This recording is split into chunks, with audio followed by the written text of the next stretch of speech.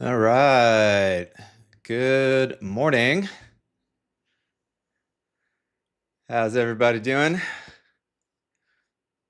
What's up, Jensinius? What's up, Larry? What's up, Matt? What's up, Frank? Thank you for joining me on this lovely. What holiday is it? I don't even know what holiday it is today, honestly. What holiday is today?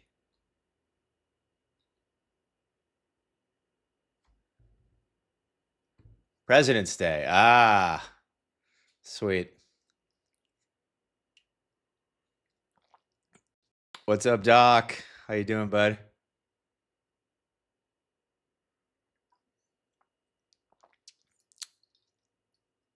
All right, Matt, I see you.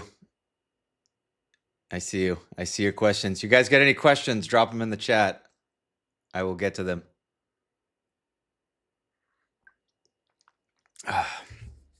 Yeah, bit of a slow morning for me with the holiday.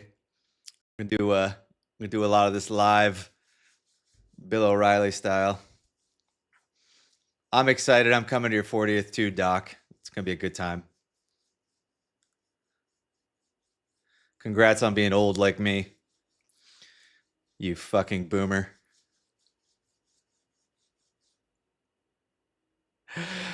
All right. Let's first give a shout out to Magic Line's Substack, which you can check out at magiclines.substack.com. I just released a very long piece titled Goodbye Bitcoin. It is a very thorough discussion on why I sold all of my Bitcoin. I am a no coiner as of Wednesday. Was holding on to a few coins, and I just can't do it anymore. You know, a lot of it is just it's just driven by sailor disgust. Honestly, the every time I see him on my timeline, I want to sell more, and I finally just couldn't take it anymore. But yeah, I don't know. That video last week where what's her name just was like, what are you gonna do with the debt, Michael? What are you gonna do with the debt if Bitcoin goes down? And he's just like, we'll roll it over. She's like, who's gonna lend you, Michael? Who's gonna lend to you?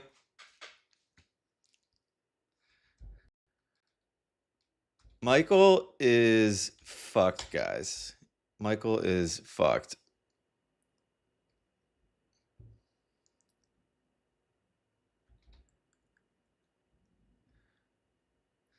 This is the Michael dies area down here. This is the GG Michael area. This would be a very attractive place to buy Bitcoin. $6,000 or so. No, I mean, I don't know.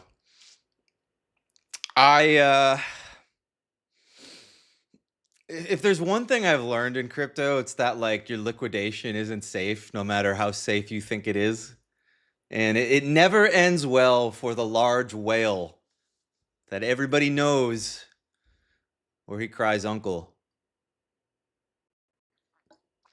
It just never ends well. And I don't know. I don't want to be on the same side of that trade. I just don't. If we go down there, we're not going to go there in a straight line. Like I've pointed out to you guys, there's a very, very solid area for Bitcoin here at this early order block, which is where I think we're going at some point. 48-ish K. Got some nice liquidity sitting here. This is the next target I'm looking to trade to. is 49K. Not really positioned short right now, but I think this is the next target. 49 looks good. The Bitcoin weekly has given us, I think, a pretty nice setup. Couple major levels. This is your range low here, 74.4. That's important.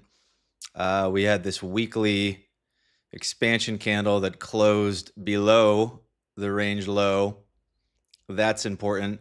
And then we get this nice little inside candle here. So this could provide a nice setup for us. This is actually a setup that was very similar to what I used up here when we shorted. Is it on the monthly chart? Yeah. So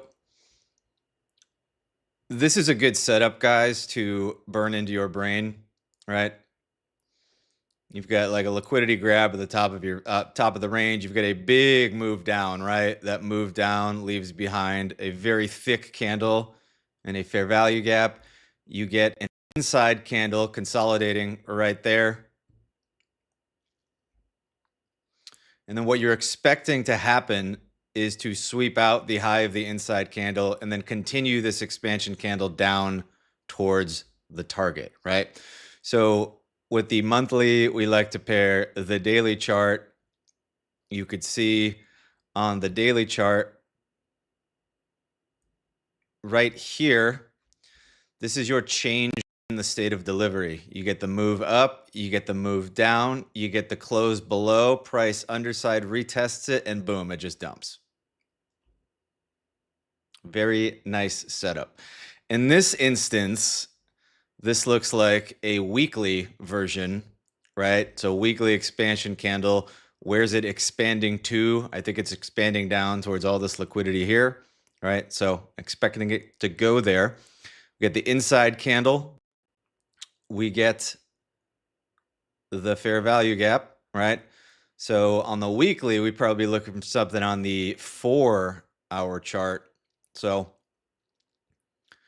we've got this kind of local range that's formed here. I would like to see some sort of move back up and then similar setup, sweep this out, changing the state of delivery, and then ride that down. Ideally, something up to 74.4 or something. Would like to see like an underside retest to that key level. Don't know if it'll be that easy, but that's something I'm watching. At the moment, I'm just neutral on Bitcoin. This is just kind of consolidation right now. I wouldn't be touching it. You can scalp it, I guess. You want to buy really, really long-term Bitcoin here? You still believe in it? Fine, I guess. You think it's going to go back to all-time highs straight from here? No. No, I doubt it. You got to wait a little bit. Crypto as a whole is kind of in a bit of an interesting place right now. The total crypto market cap, honestly, looks kind of attractive. This is basically the exact setup I said is going to happen on the BTC USD chart, where you have this yearly order block here that we hadn't tagged. This is a very strong level, produces a gap right here. So kind of an interesting place to look for some sort of bottom crypto in general. Probably not a perma bottom, but some sort of bounce trade.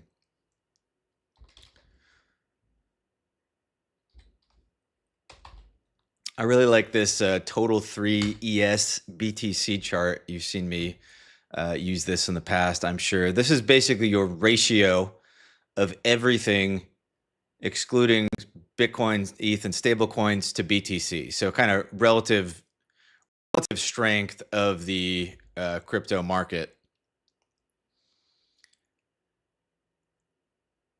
There is, honestly, in my opinion, not that much for not that much more for some of the larger alt market to sell off versus Bitcoin.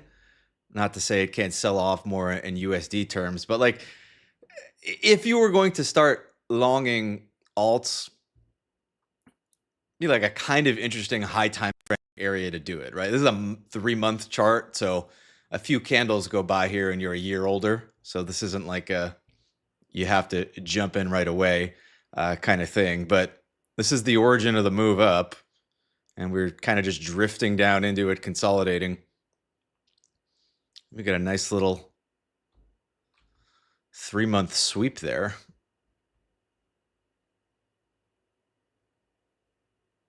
So yeah, that looks interesting. That looks interesting. I think much like in stocks, there's just going to be a lot of dispersion in crypto now. The main things I am interested in at the moment, the hot new thing last week, thank you for whoever sent this to me. I forgot who it was, but Venice, VVV, looked at this briefly on the stream. So this is Eric Voorhees, like decentralized AI model project. Basically can use this to run your OpenClaw. Hell of a move after the stream last week. This thing pumped 160% basically instantaneously. So I average into this around like 275 or so. I'm still expecting the range highs to get taken out here at 520. This is probably an interesting spot to let price do its thing, consolidate a little bit. Be looking for some sort of, sweep. Move back up to 520. If you're on perps, this is probably all you want to take it to. Maybe leave a little bit of a runner. It's kind of an interesting spot play, though. I'm very bullish on the OpenClaw. As you guys know, I've been working on this thing like freaking like 8 hours a day, like every day. Valentine's Day, Saturday night, I'm sitting there playing with my OpenClaw. Very romantic. I saw OpenAI bought. I don't know exactly when that happened, but I saw it on my feed this morning. So that's pretty crazy. That's got to be like turbo bullish for OpenClaw. They're going to get a bunch of support now, and turbo bullish for like anything that kind of supports OpenClaw. I know we talked kind of briefly a couple weeks ago about what that might be, and we know what it's not. It's the rest of the software ETF, or the rest of the software market there, which has just gotten clobbered in stonkland. But like Venice is like one of those kind of interesting plays. You're like, what can I long that is adjacent to this thesis? I mean, I don't know what is more direct than a tokenized version or a tokenized use of the tokens itself, basically the AI tokens. So pretty interesting there. The range high on the chart is $20, worth noting. These levels sometimes have a habit of getting traded back to. That would be nice. Be nice. I think I've been telling you guys, other thing that's interesting to me in the crypto space is virtual.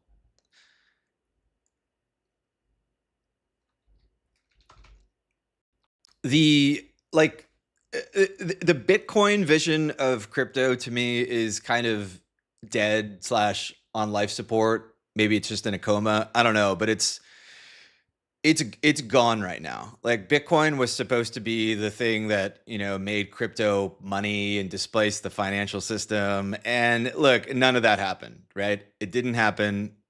It's not happening anytime soon. Bitcoin is just being absorbed into the TradFi system itself. It's just it's just number go up technology powered by BlackRock and a crazy guy leveraging his company to buy it.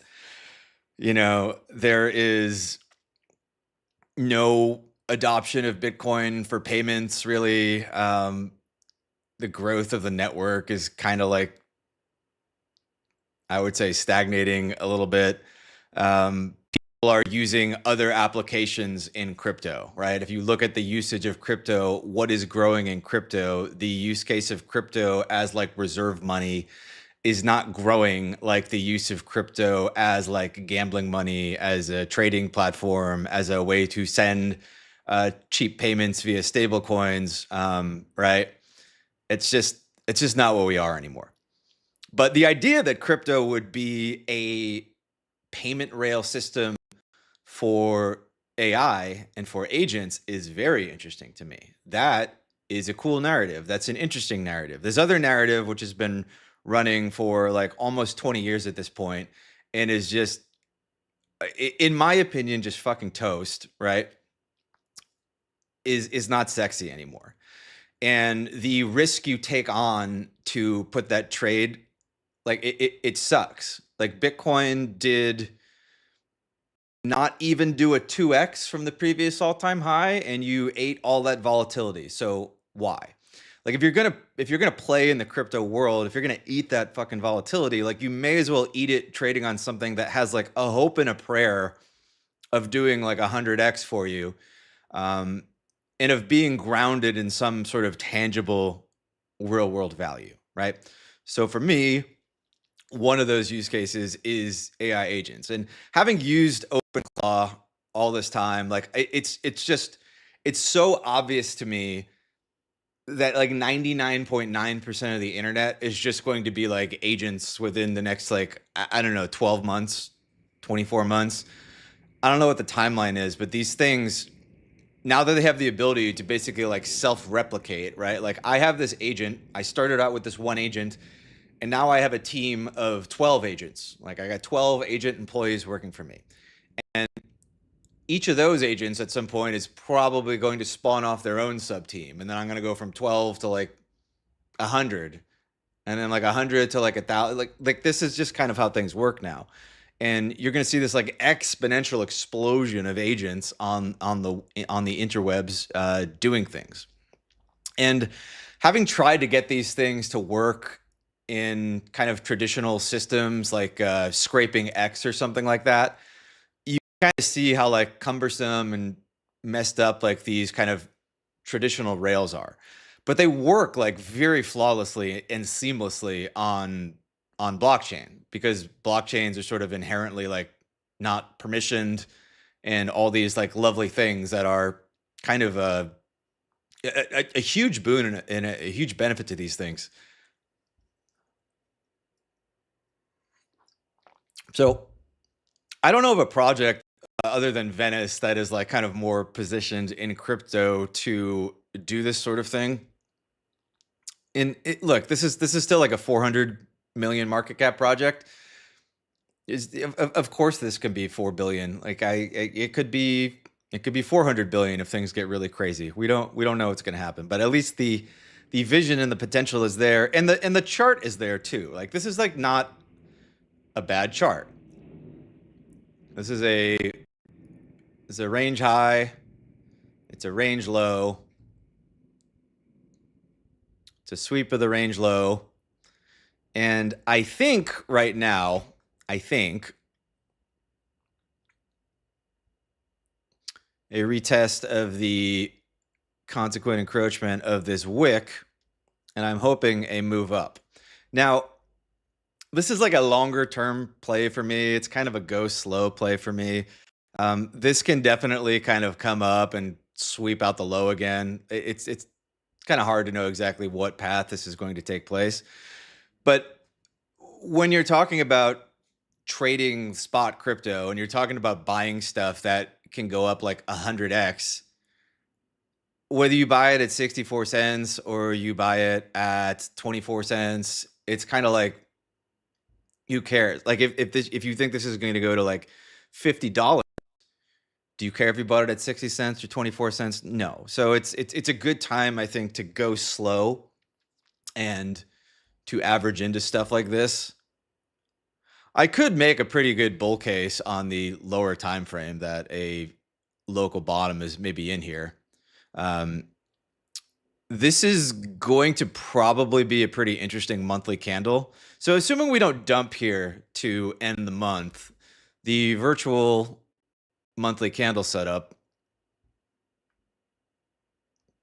is not going to look bad at all, right? Because you're basically going to have, let me put on the log chart. This is too hard to read for you guys. Okay. So what do we have here? We got a range high, we got a range low. And then back in April of this year, we had this very, very nice sweep reversal candle, right? So that tells me that this is potentially like it down here. There's some pretty serious demand. We had this 10-10 wick, which is, you know, all of these wicks are kind of like fucked. It's like everything went so haywire that day that I don't trust any of these levels all that much. But still, in the aftermath of 10-10, look at the monthly candle that Virtual put in. If I went through 500 random crypto charts, I think maybe 1 out of 500 of them would have a candle that looks like this. So 2 extremely strong reactions for me from Virtual off of this 52-cent level. Now, we have a retrace back into that level. As one does, you typically like put in a low. The typical mode, right, is you put in a high, you put in a range low, and then you test the range low twice, double bottom, you confirm the range low, and then price starts going towards the mid-range and then the main range high, right? So this to me is just a drift back to retest this level. This January candle was not super pretty, but still finished bullish. Swept and closed back inside the December range. And now we're potentially going to have a sweep of the sweep again back inside the December range, which I view as sort of like an inside candle to this October sweep. So from like a high time frame signal perspective, I think if you get like a monthly close at some point above like $1, this is going to at least like 280, I think, but probably the $5 range highs. This is like an interesting setup I like to use, right? Range high, range low, the sweep candle, wait for some sort of inside candle to form, sweep out the low, the inside candle, close above it. You pretty much always get expansion back to the upside in that instance. So if that happens, I'm going to be like buying more higher, right? Because I think the bottom is almost certainly in. I'm going to want to take this up. But for now, we can start speculating dubiously on the lower time frame, because daily candle patterns eventually turn into monthly candle patterns. And it's a lot sexier to catch the wick below the range here than to wait for some monthly close above the range. And I like to trade these kind of like more high risk, high reward setups. It's just what I do. And this looks really nice because you have a series of down close candles into the monthly low, and then a close above on the daily, a strong break of this level, right? Got a close above your market structure here with a fair value gap.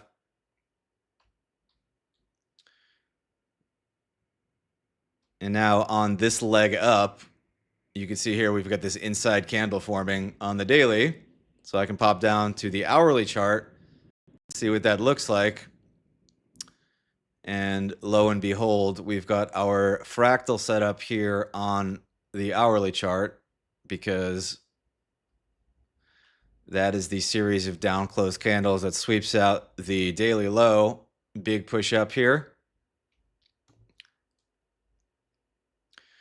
So I think there's a decent probability that the bottom is in on the hourly chart, which would mean the bottom could be in on the daily chart, which could mean that the bottom is in on the monthly chart, so on and so forth. So I'm going to be buying more virtual this week, TLDR. Thank you for coming with me down that price action journey. But for those of you who do not partake in the lines, I'm buying. I'm buying more. Comprende?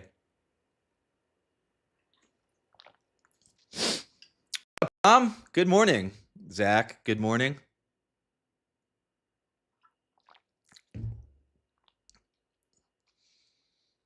I know a lot of you guys have been following me on the hype journey, so let's do a Hyperliquid update. Let's start with a fresh chart. Let's take stock of where we are.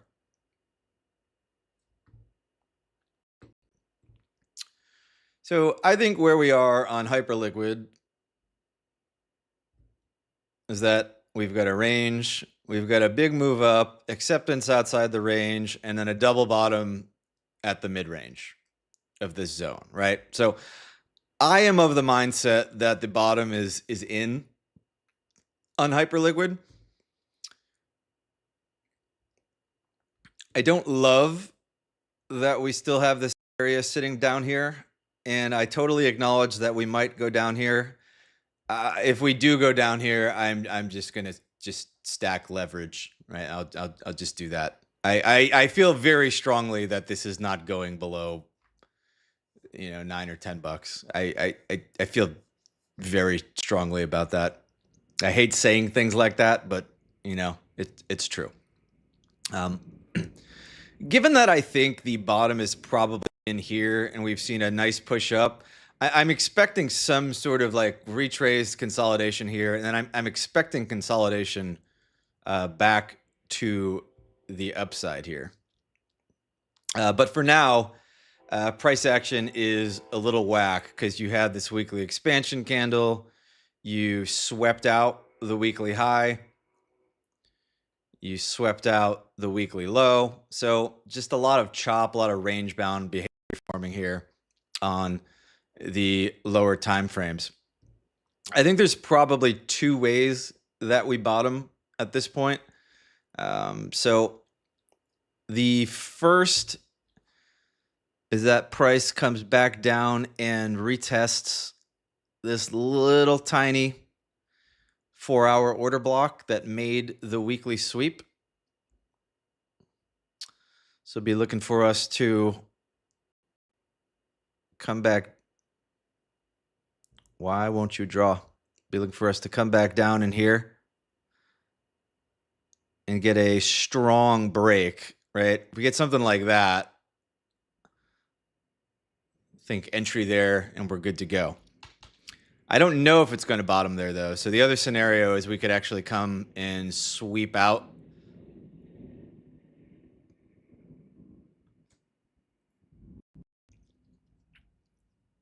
Sweep out probably 27, I think, right? But either way, I'm looking at this area or I'm looking at the $27 liquidity, and then I'm looking for some sort of market structure shift. If we take these levels, there's no market structure break, and we just keep going, then it just keeps going. And at that point, then you have to start wondering if it's going to go all the way back to probably 22 or so. But I would prefer that to not happen. I think this looks not not bad, but not as good. I would rather see the strong break and then the hold of the mid range and then the push up. That would be much stronger price action. And as for Hyperliquid strategies, this chart is not looking as sexy anymore because we've kind of come back inside the range here. So I don't love that, but at the same time, this is your market structure down here at $4. We haven't broken that yet. So if hype is going to reverse at that $27 level that I pointed out there, I'm expecting the bottom of per to basically be in, and then to have this market structure stay intact. If we lose $4 here, it would objectively not look very great. But again, my plan is just going to be to buy more of it lower, because I do feel very strongly about this project. Got to have conviction in something. What's up, Tunsky? What's up, anonymous analyst? Good to see you guys. Let's shift our focus to Stonkland. It's been a weird time to be a stonk investor. Some people are bullish, some people are bearish. The S&P 500 is interesting to me because it's kind of like in between the two worlds of like the NASDAQ and the Dow Jones. The NASDAQ looks terrible. The Dow Jones looks pretty good. I'm trying to figure out what the heck is going on with the S&P. It's honestly been a little weird. Pulled up the 6-week chart over the weekend, and I realized that, oh, we are actually just trading in a megaphone pattern.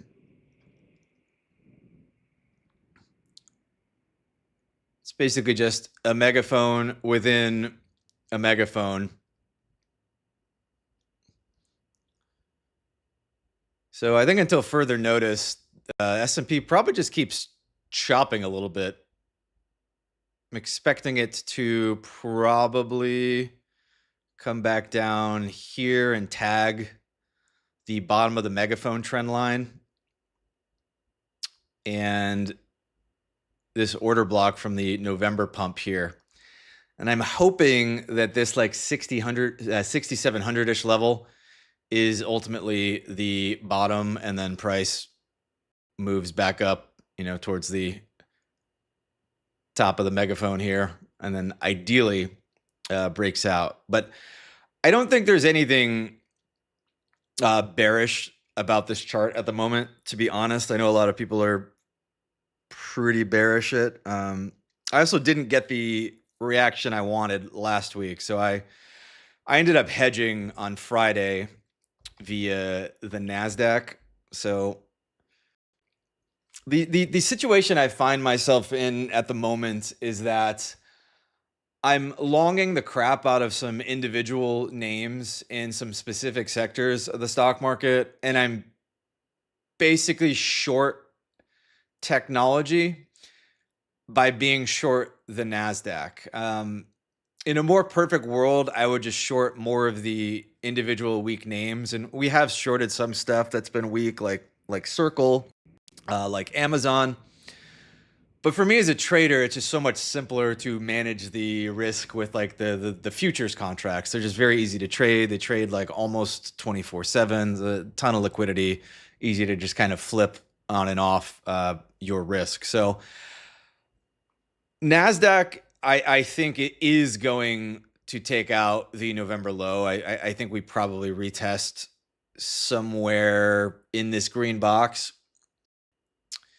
I am open to the possibility that we die and come all the way back down to some of these tariff areas in like the 18,000 range, but like I'm not seeing that at the moment. The atoms to the atoms over bits trade, right, is getting very crowded. Software is sold off very, very hard and sitting at range lows. So do I want to be like turbo bearish tech here? Not really. And having played with this tech, right, it's very hard for me to see how it's not like overall bullish for the market, right? Like I think it's going to unlock like an enormous productivity boom. There'll be winners and losers between specific companies, but like the overall market, right, I think is going to be up, not down as a result. Dispersion is the name of the game. And I think this chart here can kind of give you a nice visual into what's been happening in the stock market. This is a spaghetti chart. We use these a lot in crypto to find the strong coins, but it's pretty useful in the TradFi world now. A lot of us grew up in a time where everything was kind of a little more correlated and tech just outperformed everything. And that's not the case now. And I think people see tech down and just like, oh, the stock market must be over. But in reality, there's just been like a crazy discrepancy in how some of these sectors have performed relative to others. So if your entire portfolio is tech, you feel really, really bearish. But if for some reason you're stacked up on materials companies, then you're having a great time. Obviously, we've talked about energy a lot. Telecom was one that was interesting to me. I didn't realize telecom had been having such a boom since October. You can also see that utilities, although it's down here, has actually had quite the run up since the start of 2026 here. The sector is up solid 11% as the wider S&P has been down. So here's the S&P since October, up a meager 2%. Tech is down 3% in that time. Materials up 24%. So a lot of divergence there.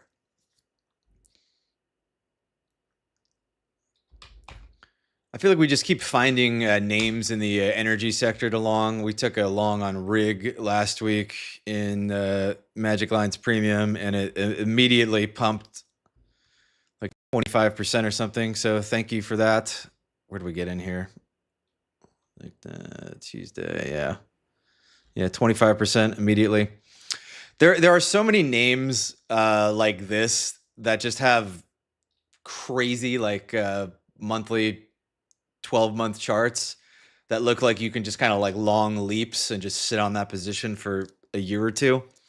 I've got a whole list sitting here that I'm trying to work through of more charts. So I'm going to be sharing that in the Discord for sure as more of those names come up. If you want to just kind of like easy mode this trade, XLE has been the way to do it. This is just the State Street energy sector ETF. So this is they're going to stick the landing here on the breakout and just turbo moon, because this is a gigantic range that's been going on for 11, 12, how many years is this? Yeah, almost 20 years. Almost 20 years. So either this is going to stick the landing and just go, or it's going to print some like horrific deviation back inside, and then God help you. But my money is on the sticking of the landing at the moment. A lot of these stocks look really, really, really good. I want to go back to the spaghetti chart here, though, because one thing that's been interesting to me in Stockland is we've got the NASDAQ, which looks bad. So NASDAQ chart looks kind of terrible, right? Maybe it's just chop, but certainly doesn't look bullish. And then you've got the S&P 500, which looks marginally better, but still not amazing. But I don't actually think this November low gets taken out on the S&P. And then you have the Dow Jones, which is the least exposed to software, tech, all that, right? And that looks bullish. This is all just bullish market structure. I drew, by the way, a scenario in which I would be a little scared, and that would be if we start closing dailies below 48.8. I would view this is my current like GTFO signal here. Because if this starts happening on YM, then I can no longer blame rotation into other sectors on like market weakness in the S&P and the NASDAQ. Now it's just like everything is weak. But until this level is lost, I think the trend is our friend, and the Dow looks good. The weirder one is the Russell, because the Russell, you would think, would be a prime candidate to be underperforming. It's kind of like the worst companies. It's like somebody made an index of the worst companies, and it just always sucks because every time a company grows, it basically like leaves the Russell and it just gets replaced with some new kind of shitty company, right? But this chart is actually pretty good. We had the initial test and failure to break above all-time highs, came all the way back to range lows, and we pushed above. We've now closed 1, 2, 3, 4, and we're going to close 5 straight monthlies now above all-time highs. So this is acceptance above all-time highs. And if the monthly were to close here, by the way, you would have a version of this setup we talked about on virtual, where you have this sweep followed by bullish expansion follow through, and then an inside candle where price is cooling off and consolidating.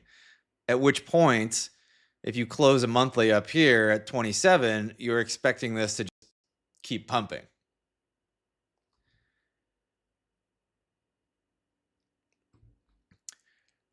And I've been wondering, like, okay, why is this happening? It's interesting. And instead of longing the Russell itself, one thing you can do is find companies in the Russell to long, right? And you can kind of trim out, because the Russell has some tech names, there's some software stuff that's probably getting destroyed, and it's probably got some things in the good sectors that are doing well. So one thing I like to do in my process is I like to, do some sort of spaghetti thing like this. Make your ETFs by sector, see which sectors are outperforming. Now you know that like materials, energy, telecom seems to be what's outperforming in the larger market. What you can do is come into ChatGPT and just say, hey, can you give me 10 charts in the materials sector? Give me 10 charts in the energy sector. Give me 10 charts in telecom, and take a look at them, right? So I did that this morning. I actually haven't even had time to go through any of them, but it's given me some names here. First one, Hecla Mining.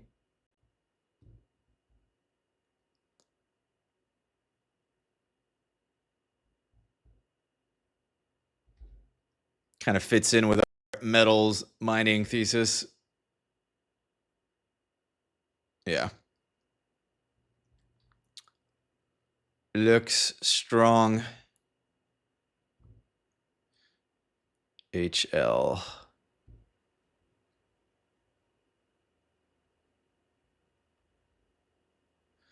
There's demand.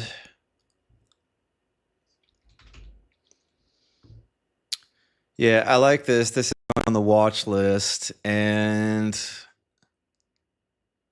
probably just set an alert for a 4-hour close.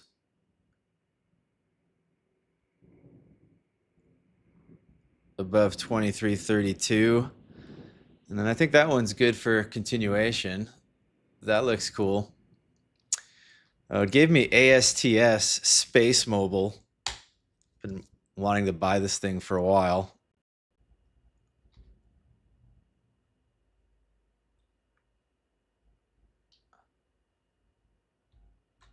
Do you have a yearly sweep there? Quarterly sweep. Monthly looks okay. Yeah, I actually kind of like buying this down in here somewhere.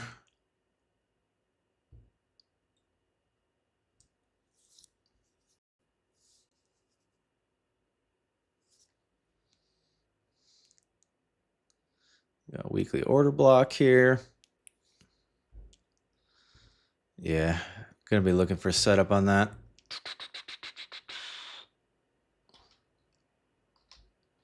Credo.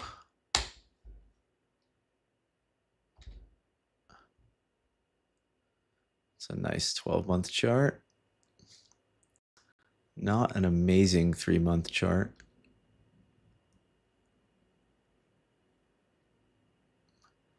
Could get behind it if the monthly finishes strong. I don't know. Put that on the watch list. Anyway, I won't go through all of these, but just wanted to kind of give you guys an idea of the process here.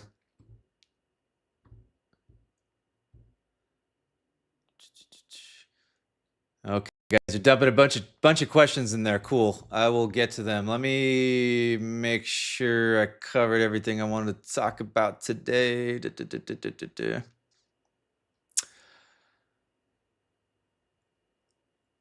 Oh, yeah. Two more things I wanted to talk about in crypto. The first is the blasphemous trade we put on, which is Bitcoin Cash versus Bitcoin. This is already up like 20% or so.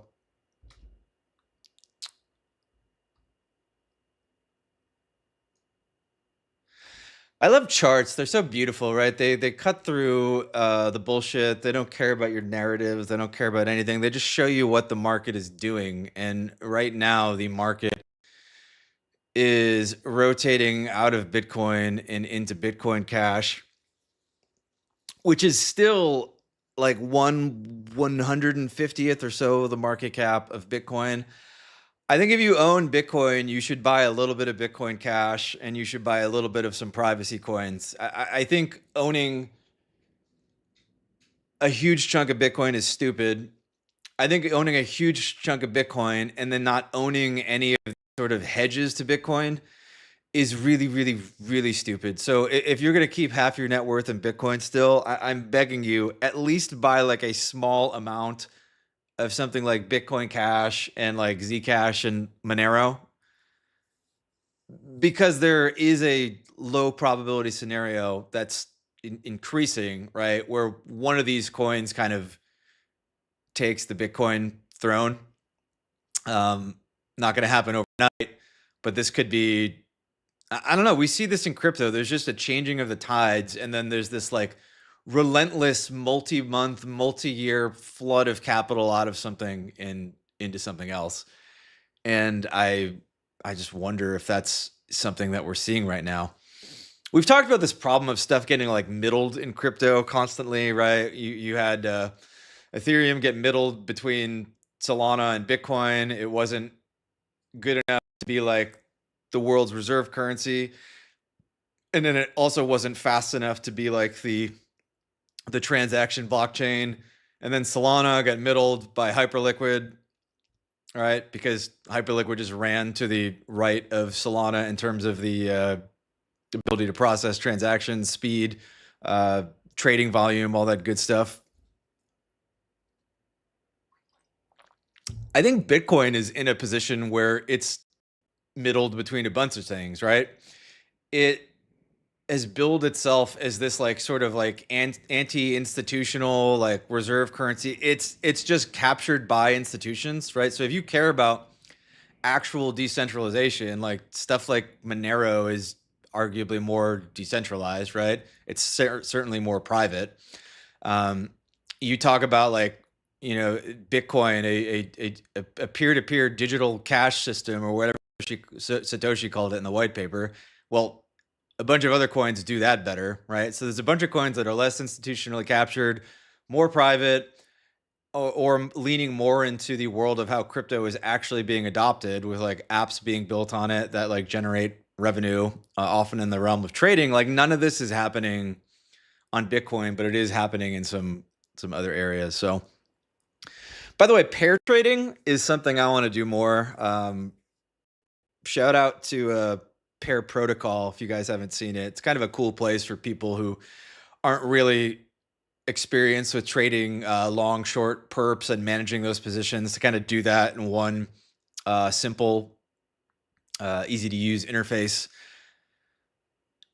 Pair trading is cool because you you can get in a situation where you actually can make just as much money, but with a better Sharpe ratio, right? So if your Sharpe ratio is better, right, like your risk adjusted returns, you can actually lever up more. So on some of these pair trades, even though it's sexier to bet on the thing that's going to go up 20x in USD terms versus betting on the thing that goes up 2x in the pair term, because the volatility is dampened, because you're trading on like a relative basis, you don't have to worry about like crypto itself selling off versus the dollar. You can put like more leverage on the position, and you can actually turn that 2x return into a 10x or 20x return. And you could do so with like kind of less overall risk, less overall volatility. So something I'm looking at. This is one pair trade I have on. The other trade that I'm starting to average into, I'm going to actually make a deeper video about this trade, but also this whole concept this week for the premium lads. Hype is an amazing thing, I think, to pair trade with on the long side. And I think I'm going to be pairing it against Solana.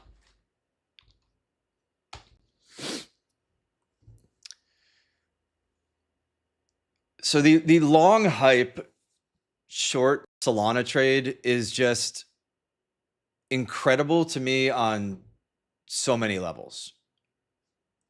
Because it's like you're longing an asset that is effectively like taking its coins out of circulation via buybacks versus a coin that is creating more coins and selling them into the market every single day. So there's just like a systemic flows issue here, right?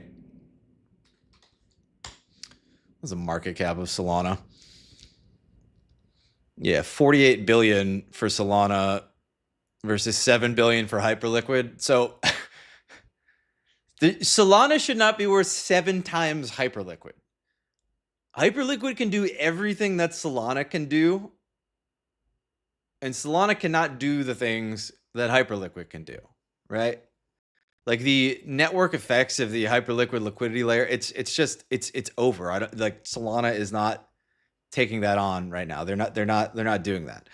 And we still don't know how like layer 1 tokens even capture any value. How do they accrue value, right? So this whole like shorting L1s versus like the application layer is another area of this trade that like I want to look into a little bit more.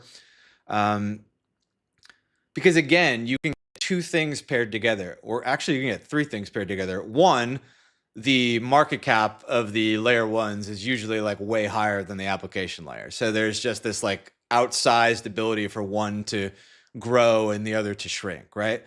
2 is that there's like generally like a systemic like in difference in the supply dynamics of these tokens, because the L1s typically have just inflationary to oftentimes infinity token dynamics where there's just constantly new tokens being printed and dumped into the markets.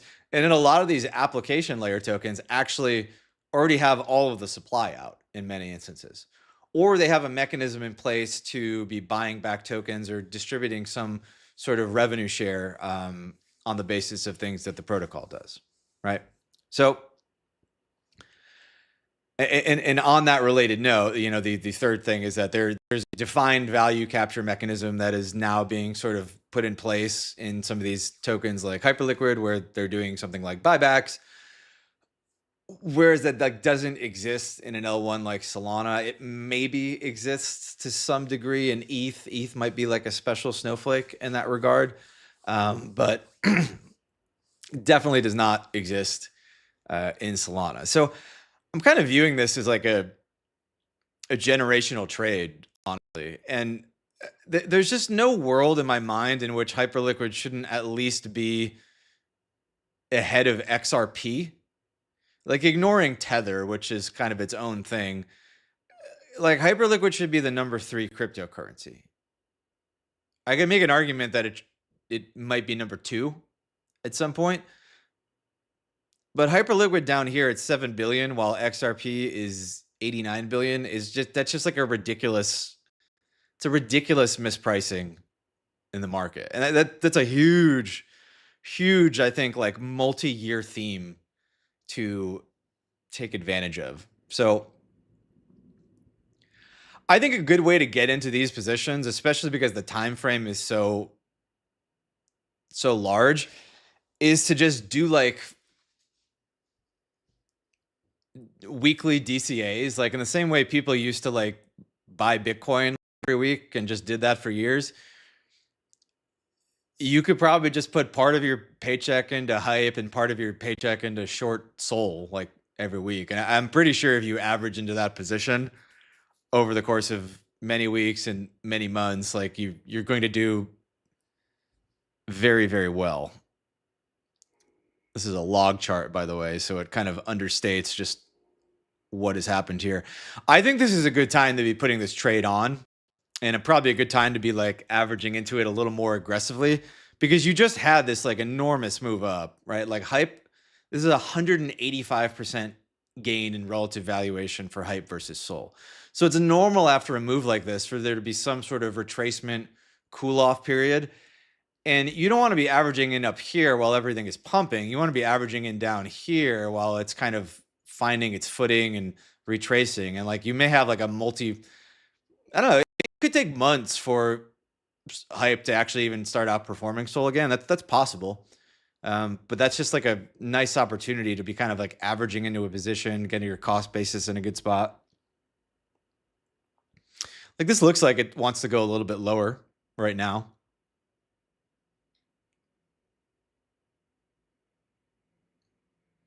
Like the mid-range of these pumps is usually a good sanity check. So the mid-range is down another 10% or so. So as this pair comes down here into this range, like I'm probably going to be like aggressively looking to position here. I'll probably be looking at some price action stuff. I might transition from like a TWAP, which right now I'm just kind of like TWAPing small amounts of this every day. Like I just have a TWAP set, you know, through the perp exchanges I trade at and the algo software I use. So this just kind of just running. I'm planning on running it for a while. But if I get a setup, right, if I get like a setup like you see down here where there's like just some like obvious like range deviation or something, and I think it's going to rip, like I'll just put the whole position on and let it run. So yeah, pair trading, look into it, learn how to do it. Like the vast majority of crypto is not investing anyway. You're trading something because you think it's going to go up and you want to sell it when it goes up. So pair trading is interesting because it takes away like a huge chunk of the risk equation. Like, is the asset class itself going to be going up, you know, versus the dollar in this time period? Because it's very hard to pick a crypto that goes up when crypto as a whole is going down. It's just far too correlated. But like the discrepancies within crypto behind the coins are pretty extreme. Actually wonder what hype looks like versus something that's even more terrible, like OP. Optimism's just been such a piece of shit.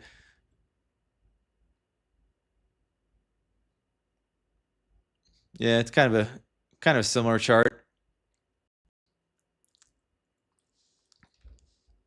I can't tell if optimism is just so bad that you should just keep selling it to zero, or if it's so beat down at this point that it's almost becoming contrarian.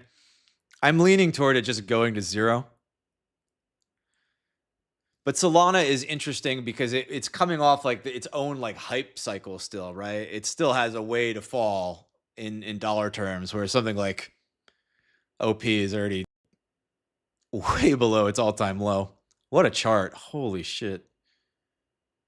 Good God.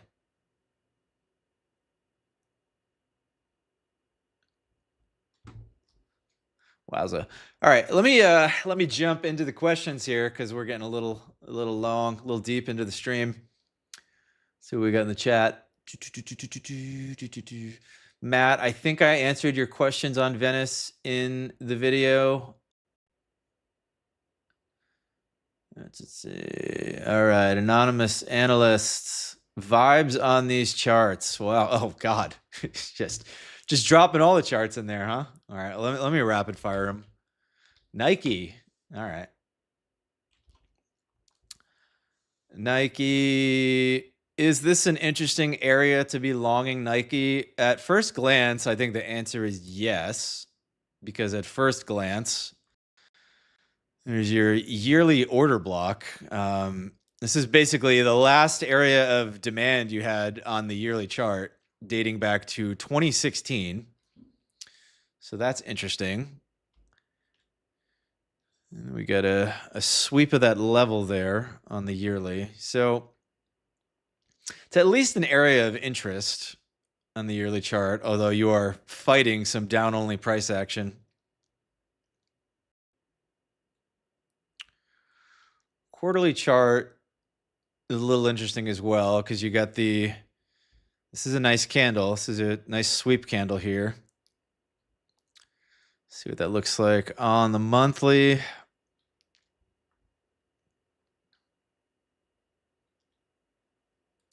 Okay, still looks somewhat okay. Weekly, okay. Yeah, the weekly looks pretty bearish still. I think what would look interesting to me on Nike is a weekly close above 67.41.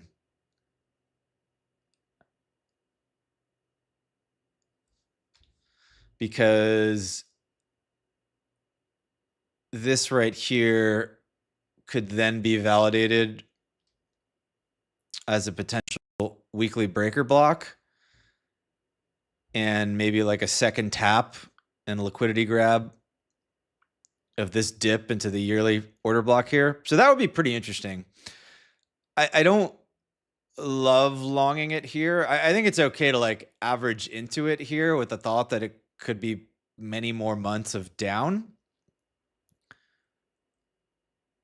But a weekly close 67.50 would be the first indication that there's some shift in the weekly order flow, which right now is still bearish, although the level is interesting.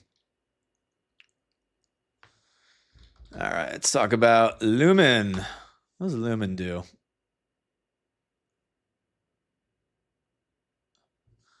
What does Lumen do?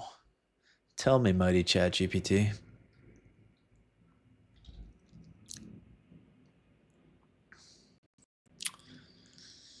Telecom and network infrastructure company. Yeah, telecom stuff's been doing well.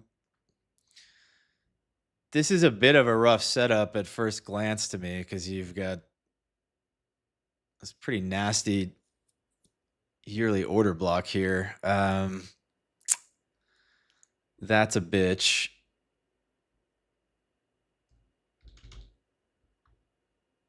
Quarterly looks somewhat okay.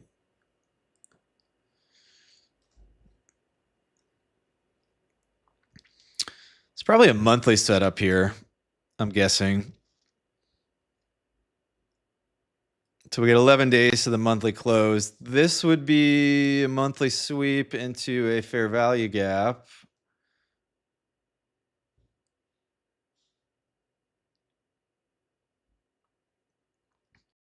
Yeah, it's a similar idea here. If we close the monthly as a sweep and then you get the daily close above $9, this becomes kind of an interesting like power of three looking setup where you've got a clear expansion and move up from the bottom. You run into some resistance here, and then there's a reaccumulation, right? And so right now, you don't know if this is just a structure break and then it goes down. But if you get the close above, this becomes a breaker here. And then this becomes accumulation, manipulation. If you get a strong break of structure, you get in on the retrace, and then there's probably actually going to be another expansion leg. And although on the yearly it looked kind of bad, if I zoom in here on the monthly and look at everything in context, I actually think there's a pretty good chance it just kind of rips all of this liquidity here. So yeah, this actually looks kind of like an interesting setup. So I am going to add this to my watch list. Thank you. Thank you for that. Appreciate the intel. You also asked about PLAB. Photronics. Okay. Hello. Hello.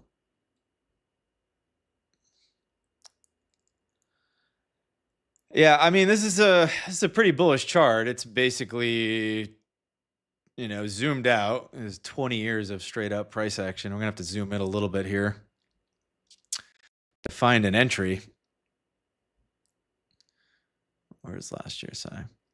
Okay, so one setup we can use when stuff is doing this is to take the high time frame candle, in this instance the 12-month, and then see if we get the lower time frame close outside of the range. So the monthly is what I would pair with the 12-month. So a monthly close above 40 bucks, it becomes interesting as a trigger to look for a breakout play. And then you could either just long and put a stop below the February low, or you could use it as a trigger, wait for some sort of setup to form on the daily chart, and then maybe take an entry on the daily with a tighter stop. So that would be my thought right now. Longing right here, right now, is kind of the worst possible risk reward, because you're at range highs and you're pretty close to having like some sort of monthly confirmation that you could wait for. So yeah, that would be my play. So I'm going to do that here. I'm going to put an alert for crossing up once per bar close. Cool. So that would be how I would approach PLAB. Let's look at ELF. Elf Beauty. Yeah, I don't like this one. Immediate dislike. And the reason I don't like this is because this is your prior yearly expansion.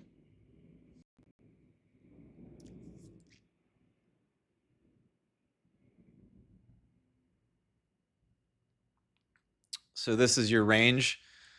The very nasty sweep of the range high. This candle here looks like it's going to the range low. So until $48 is tagged, like, I just don't want to touch this. It's interesting as a short probably at some point. Yeah, this is like a short setup. You've got a sweep here into a fair value gap, expansion. So I'd be looking for some sort of retrace here.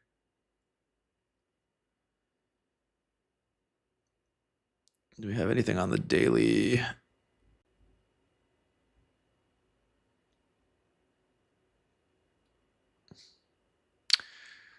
Not super amazing right now, but I would be looking for like a move back up here and take it down. That's like the setup I would be looking for on ELF. I wouldn't be longing it, but if you get a move below 48, it could potentially be an interesting play.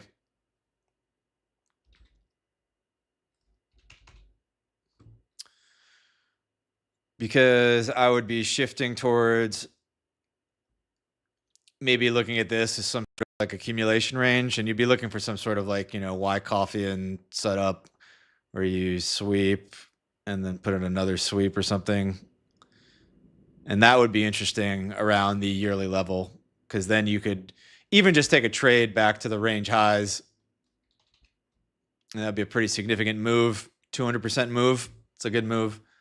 So you shorted ELF from 220 to 80? Damn, son. You top ticked it?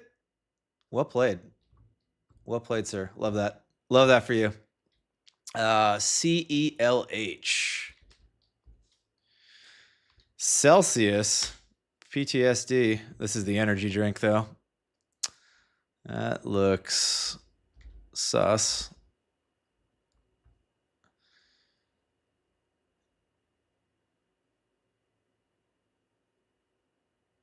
It's a bit messy on the yearly.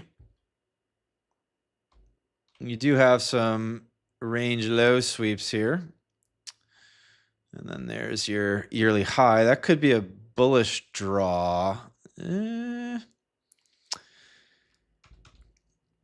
Yeah, this is already a mess. You get this 3-month. Whenever you have these candles that take out both ends of the previous candle range, that's like, it's a bit of a megaphone pattern.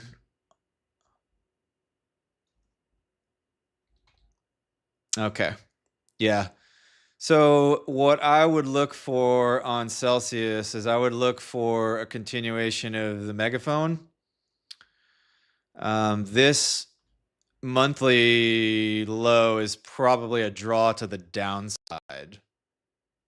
And then you have price coming off. Pretty clean order block right there.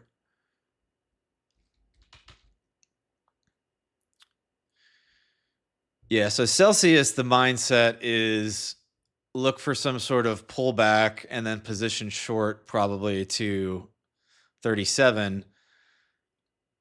But once this happens, I actually think there could be a setup for a long backup towards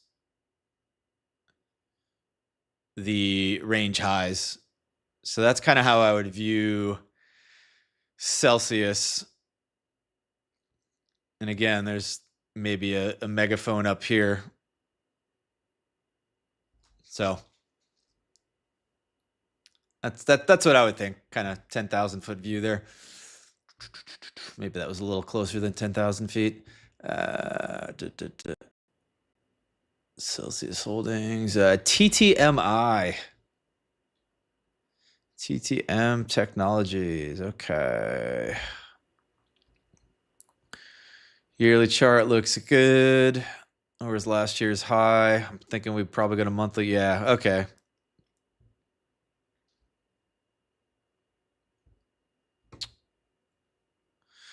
So you got the close above last year's high, pretty bullish. But then we swept out the monthly high here. So that's bearish.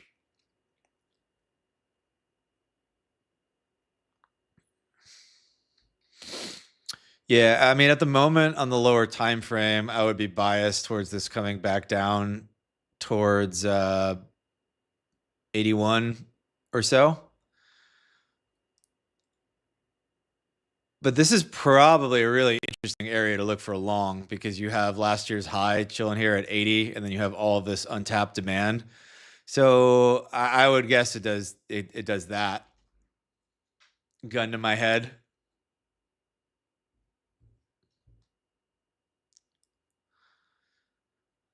I'll throw it on the watch list. I think that it's an interesting area to long from, right? Because if you have like some sort of yearly breakout and you get in on the retest, that could be like a big move. Could be a big move. Getting in at yearly levels is always a sexy thing if you can do that.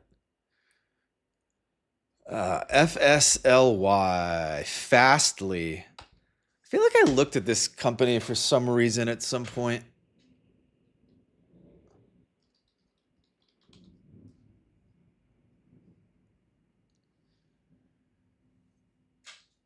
Edge Cloud Platform. Oh, dude, I think I looked at this. Oh no. This is one of the companies I was looking at as a Claude bot trade. Oh no, the pain. The pain. Bro, are you serious?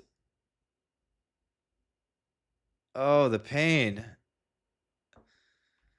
This thing is up 110% since the stream? Oh no. In a week? Oh, fuck, dude. Oh, that hurts my soul. Oh, this is why when you see things, you got to put them on your watch list. Even had a nice little confirmation there on the Wednesday close, and then it just turbo sends. Damn. Okay. Yeah. I mean, I don't know how to long it at this point.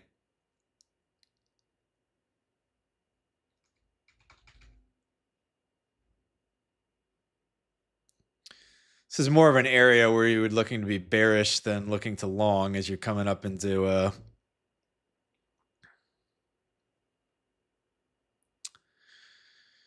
got some structure supply here that created a bearish for value gap. So yeah, not a great long setup here. Already missed it.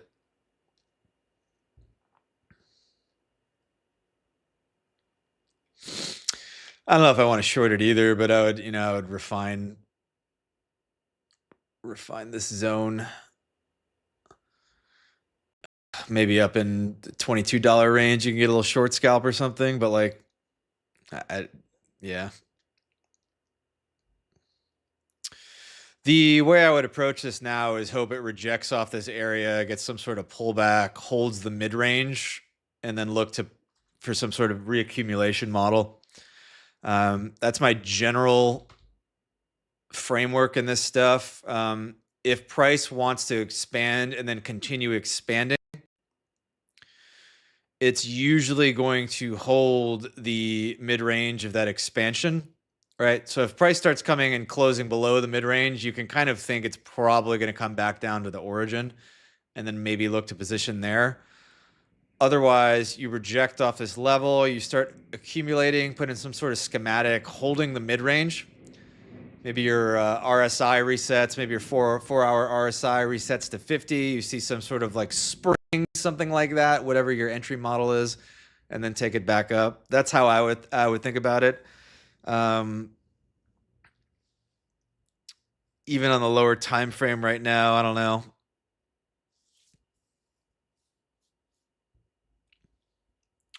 Like if I got some immediate like kind of sweep and then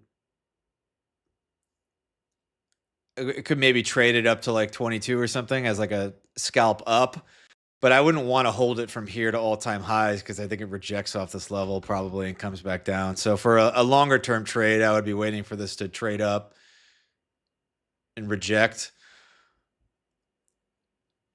Or if there's like a dip back below this liquidity here, I might actually buy this, buy like some runs of 15 or something.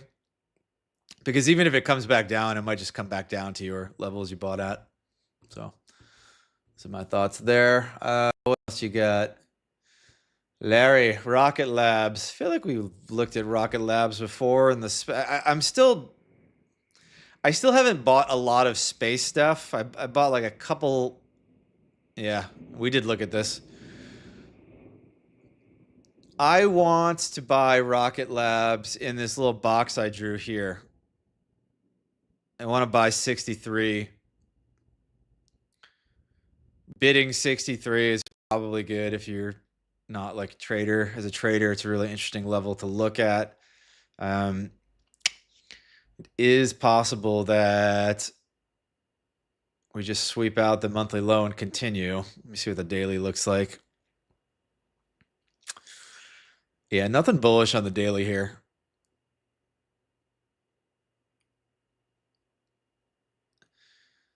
This looks really sexy with some sort of move like that.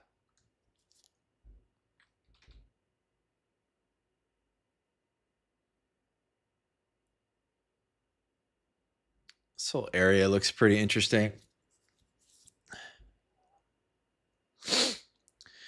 Yeah, I'm of the mindset of looking for some sort of accumulation range to form here and then looking for that power of three setup, that Wyckofian setup, and framing that around, which is that this is like a monthly area, but it looks potentially promising, as Elon would say.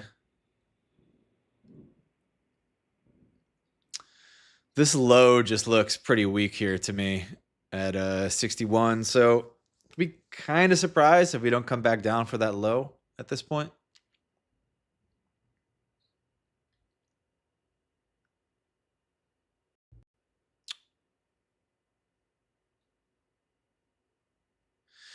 If we get a move back down and sweep this low, like this looks pretty interesting, buying some sort of lower time frame model down here below 61, because we already kind of mitigated the supply in the upper half of the range, and so this could just keep going. Whereas if this whole area was still left behind, it might reject and come all the way back down. But this is a good setup, I think. It's a good setup to watch. It's a good setup to watch for sure. Thank you, Larry. Adding that to the watch. I think it's already in my space list actually here. Should probably give it a little tag so I see it.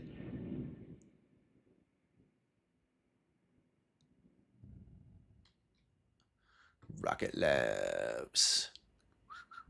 What's up, Josh? Thank you for joining for the last 5% of the stream. I love that for you.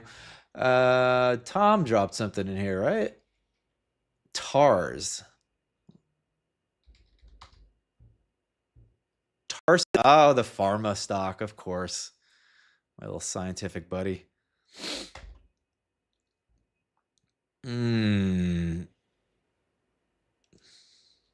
Okay. Let's draw some key yearly levels. That is the range high. This is the 2024 high.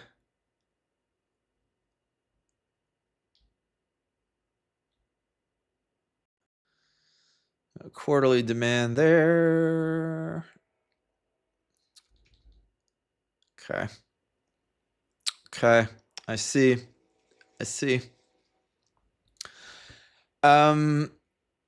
57 bucks is an interesting level. We're kind of nuking into it, so I wouldn't like trade that personally, just blindly buying, but it's an interesting spot to look for a bottom. I actually think that if this intense selling pressure can calm down a little bit and we can mitigate some of this, some of these bearish areas above the high time frame context of the chart, I think actually looks pretty good. You just don't know yet if this is going to be like a deviation above this range high and then just keep going, break structure, and then like the expectation that it goes all the way back to the range lows. So I do want to watch stuff develop to avoid buying that, because that would suck. That would definitely suck. But I wouldn't be shocked if it bottomed around 57, 48 or so.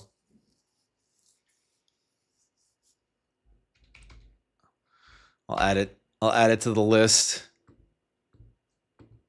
Add it to the list.